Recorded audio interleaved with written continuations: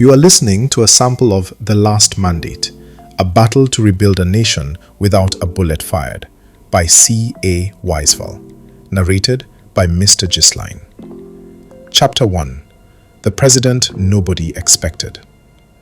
This is the story of how one man decided to break the system, not join it. It's the story of a whole country that finally found its voice.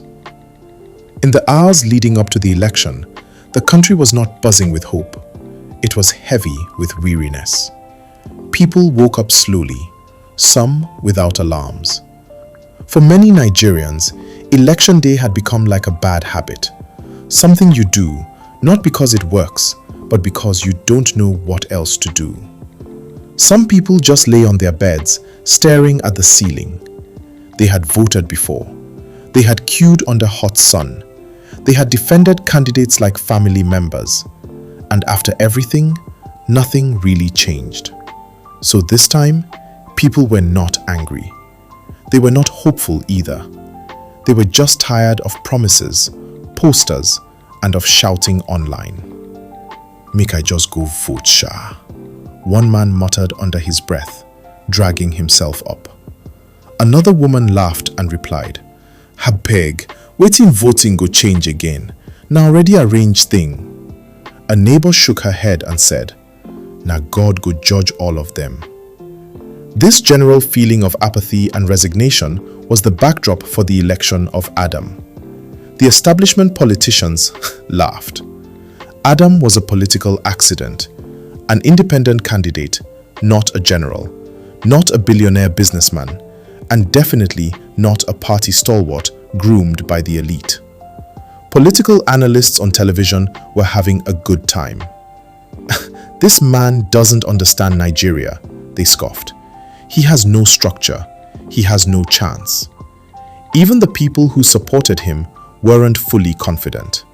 He had no long-standing political dynasty and no regional bloc offering automatic votes. Behind him, there was no loud noise, no viral slogan. On social media, he was virtually invisible. And in Nigeria, if nobody is shouting your name, it usually means you are already finished. Yet this time, the apathy was a mask for deep, deep frustration. The nation was bleeding from 1,000 cuts.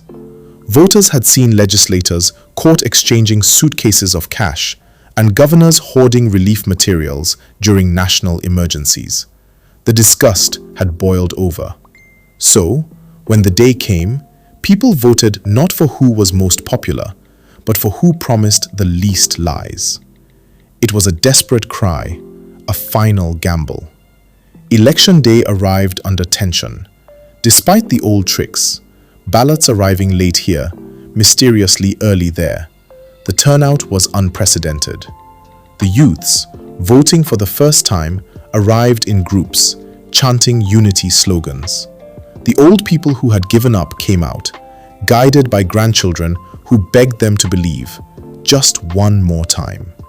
And the result stunned everyone. The old political parties, confident in their machinery, started panicking and rejected the numbers immediately. But the tide was irreversible. The grassroots movement had turned into a tsunami.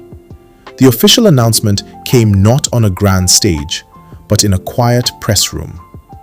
The head of the Electoral Commission read out the numbers with shaking hands. Then the country exploded, but not with parades or fireworks. There was stunned silence, tears in many eyes, and a cautious celebration. The new president, Adam, was watched closely on TV. He didn't dance or raise a victorious fist.